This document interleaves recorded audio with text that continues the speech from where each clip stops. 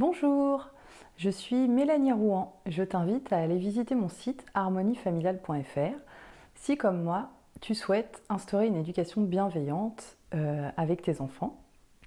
Tu trouveras sur mon site des articles que j'écris régulièrement et qui te donnent des outils, des conseils à mettre en place dans ton quotidien pour gérer des situations de conflit, des situations qui peuvent être source de tension, avec bienveillance et positivité.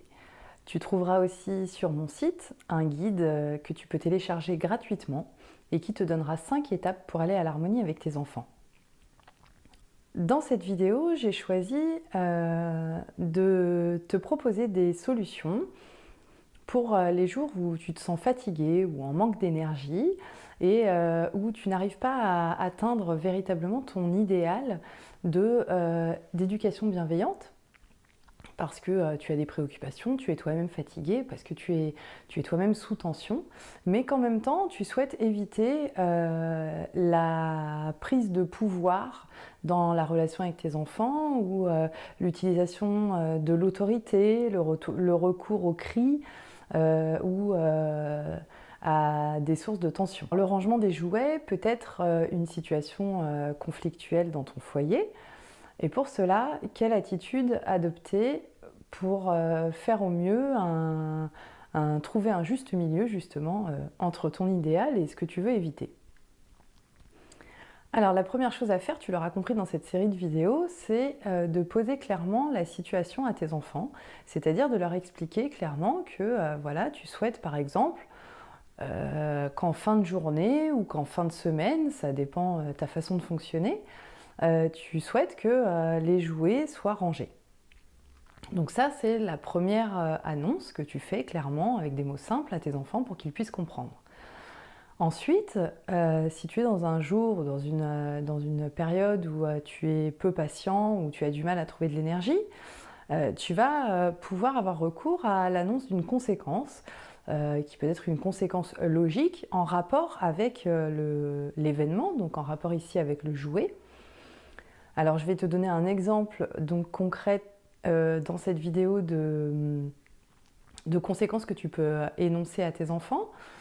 Donc la première conséquence, ça pourrait être par exemple de dire à ton enfant, écoute voilà, si les jouets ne sont pas rangés avant le repas ce soir, ou si les jouets ne sont pas rangés ce week-end, eh bien, moi, tous les jouets qui traînent, je vais les prendre et je vais les mettre dans une boîte, dans le garage ou sur une étagère en hauteur. Et puis, du coup, eh ben, tu ne pourras plus avoir accès à ces jouets. Ça peut être un exemple de première conséquence.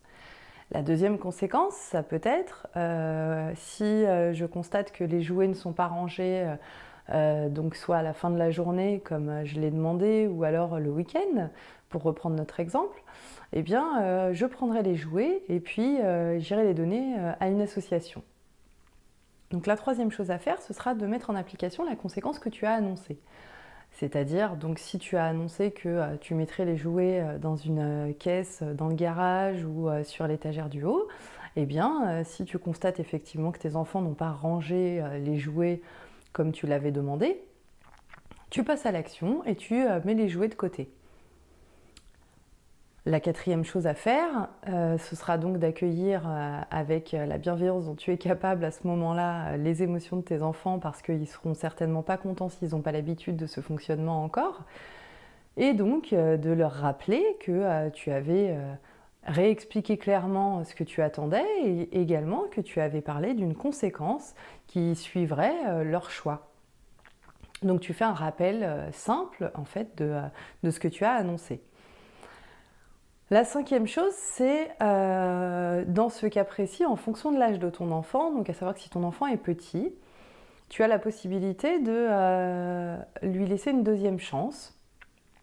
Et dans ce cas-là, moi ce que je t'invite à faire, c'est de dire à ton enfant, voilà, le jouet, je le prends, je le mets à cet endroit-là pendant 2 jours, par exemple, tu définis un nombre de jours dont tu parles à l'enfant.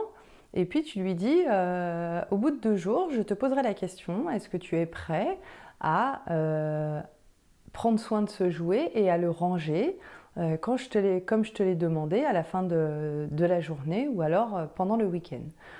Et si tu me dis que tu es prêt à le faire, eh bien je te laisserai une deuxième chance et tu pourras prendre le jouet et me montrer que tu es capable de le ranger avant la fin de la journée ou de le ranger pendant le week-end. La cinquième chose qui est très importante à faire et qu'il ne faut surtout pas oublier, c'est d'évaluer le résultat de votre action. Est-ce que c'est quelque chose qui fonctionne pour vos enfants? Est-ce que vos enfants ont compris que par rapport aux choix qu'ils font, il y a des conséquences?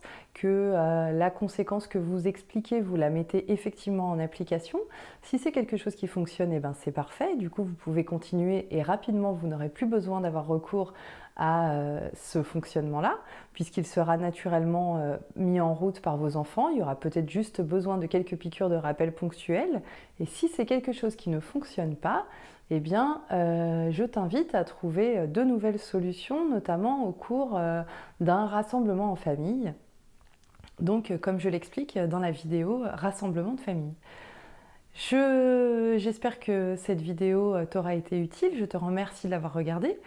Je t'invite à cliquer sur j'aime si elle t'a plu, à la partager si tu penses qu'elle peut être utile autour de toi, et puis à continuer, écoute, à suivre les autres vidéos que je te propose pour trouver des conséquences logiques que tu peux mettre en place dans ton quotidien par rapport aux situations conflictuelles que tu rencontres, les jours où tu te sens fatigué et où tu n'as pas la capacité de gérer avec toute la patience et la bienveillance que tu souhaiterais ce genre de situation-là avec tes enfants.